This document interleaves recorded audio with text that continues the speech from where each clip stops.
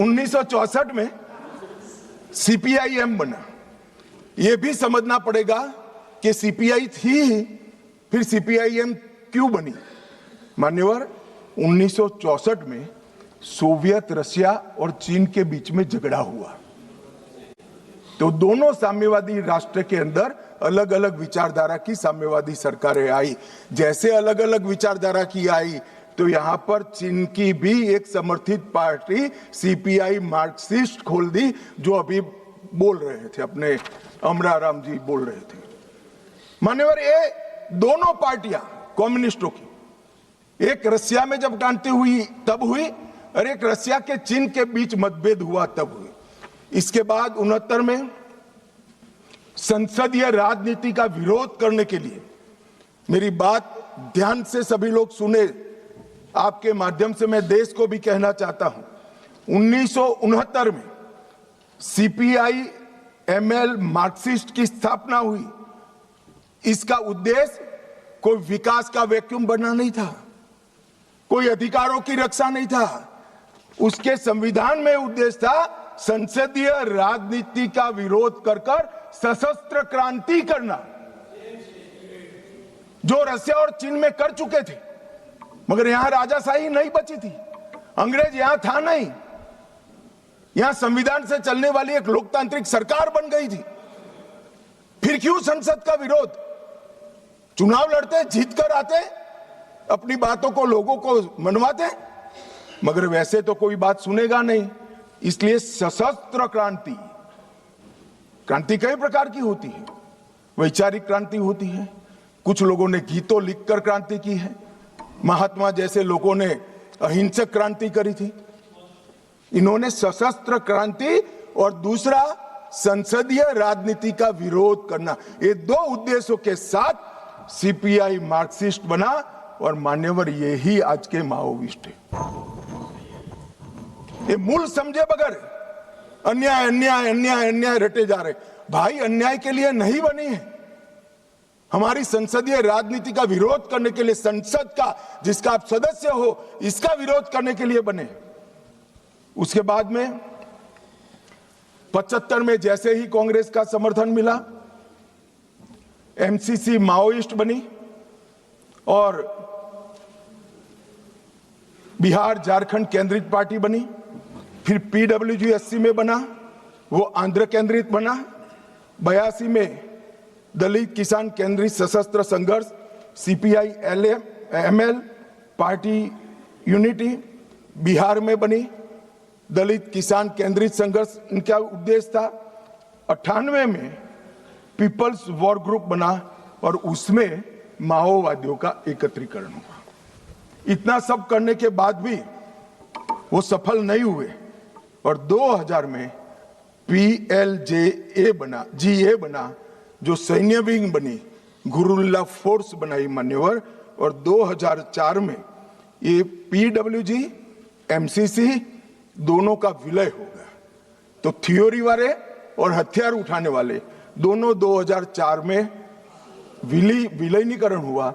14 में मोदी जी आए और 26 में सबकी समाप्ति हो गई। ये टोटल 1925 से लेकर 2026 तक 101 साल का उनका इतिहास है मानिए। इसीलिए मैं कहता हूं मेरे साथी सदस्यों को जो सामने बैठे हैं, आप इसको अन्याय का स्वरूप, अन्याय के खिलाफ संघर्ष का स्वरूप मानकर महिमा मंडित मत करो।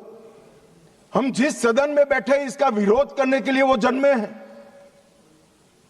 वोट की जगह बुलेट से शासन प्राप्त करना चाहते हैं। और मान्यवर, अगर यही बात है कि चर्चा करिए चर्चा करिए चर्चा करिए, चर्चा से कोई परहेज नहीं है। हर कोई चर्चा का स्वागत करता है, पर फिर तो पुलिस क्यों रखी है? पुलिस की जरूरत ही नहीं है। सेना क्यों रखी है? पैरामिलिट्री फोर्स क्यों रखे हैं? कुछ लोग ऐसे होते हैं जो चर्चा से मानते ही नहीं है, वहां बल प्रयोग कर कर उनके अत्याचार से निर्दोष नागरिकों को बचाना पड़ता है। जब इन नक्सलवादियों ने सैकड़ों निर्दोष किसानों को बम लगा लगा कर पैर बगैर का कर दिया, कई स्कूलों में रेड कर 8 साल के, 9 साल के, 10 साल के बच्चों को उठाकर ले गए और नक्सलवाद की सेना में भर्ती कर दिया। और क्या हम मूक दर्शक बनकर खड़े रहे? ये भारतीय जनता पार्टी की सरकार है। हर नागरिक की सुरक्षा नरेंद्र मोदी ने सुनिश्चित करी है। जो भी अन्याय करेगा नागरिकों के साथ, समझा तो ठीक है मान्यवर, वरना फोर्स इसी के लिए बनाई गई है। इसका उपयोग भी होगा, परिणाम भी आएगा और आज आ भी गया है। मान्यवर, मैं जो इनके समर्थन में, जिनको पॉपुलर लैंग्वेज में अर्बन नक्सल कहते हैं, वो बुद्धिजीवी भाइयों को सवाल करना चाहता हूं। मैंने 6 दिन से लगभग 2000 आर्टिकल निकाले, सारे बुद्धिजीवी भाइयों ने लिखे हुए। मेरे पास इसका पूरा जिस्ट भी है। ये सभी आर्टिकल हथियार उठाकर घूमने वाले माओवादियों के साथ चर्चा करो, वो न्याय के लिए लड़ रहे हैं, उनको मारना नहीं चाहिए, इनके प्रति सिंपैथी होनी चाहिए, सरकार विकास जल्दी करे, इस प्रकार के। एक भी आर्टिकल जो 8 साल का अबूझ बच्चे को उठा ले जाकर हाथ में हथियार पकड़ा दिए, इसकी मां के लिए नहीं है। मान्यवर, एक भी आर्टिकल अपने गांव से खेत में जाते हुए किसान का पैर उड़ गया और पूरा जीवन दिव्यांग बन गया, इसकी सिंपैथी के लिए नहीं है।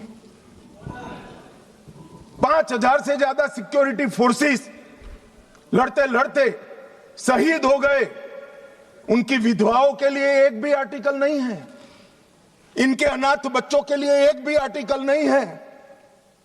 आपकी मानवता संविधान तोड़कर हथियार लेकर घूमने वालों के लिए ही है। इनके हथियारों से जो नागरिक मारे जा रहे हैं, इनके लिए आपकी मानवता नहीं है। मानवता के दोहरे चरित्र को मैं स्वीकार नहीं करता मान्यवर। ये मानवतावादी नहीं है, नक्सलियों के समर्थक है। अगर मानवतावादी होते तो वो किसान का पैर उड़ गया, इसकी भी चिंता होगी। वो अबूझ बच्चे से इसका बचपन छीन लिया, इसकी भी चिंता होती। मान्यवर, वो हाथ में हथियार लेना नहीं चाहते, गरीबों के हाथ में हथियार दिलाकर अपनी विचारधारा को, अपनी आइडियोलॉजी को पनपाना चाहते हैं, मगर उनके भी दिन लग गए हैं। स्पष्टता से सुन लीजिए, ये पूरे देश में अब जागरूकता आई है। और क्या हुआ है? पूरा देश आज सुन रहा है, पूरा देश आज समझ रहा है। मान्यवर, मैं आज एक और बात बता दूं। किसी सदस्य ने जिक्र किया सलवा जुड़म का, और कांग्रेस के नेता और सारे लोग, मैं नाम देना नहीं चाहता वरना फिर से खड़े हो जाएंगे। मान्यवर, सलवा जुड़म का जजमेंट जो है, इसका पक्ष लेते हैं। मान्यवर, सलवा जुड़म की शुरुआत 2005 में राज्य समर्थित, मतलब सरकार समर्थित जन आंदोलन के रूप में हुई। आदिवासी युवाओं को एसपीओ बना गया, जिसको कोया कमांडो कहते थे, और उनको ये जो आतंक फैलाते थे, इनके सामने लड़ने के लिए ट्रेनिंग दी गई। मान्यवर, एम्बुश की रणनीति जो अपना रहे थे, इसके खिलाफ उसी प्रकार की रणनीति अपनाने का निर्णय हुआ। अब मैं ये पूछना चाहता हूं कि सलवा जुड़म की शुरुआत किसने की? मान्यवर, किसी बीजेपी के कार्यकर्ता ने नहीं की थी।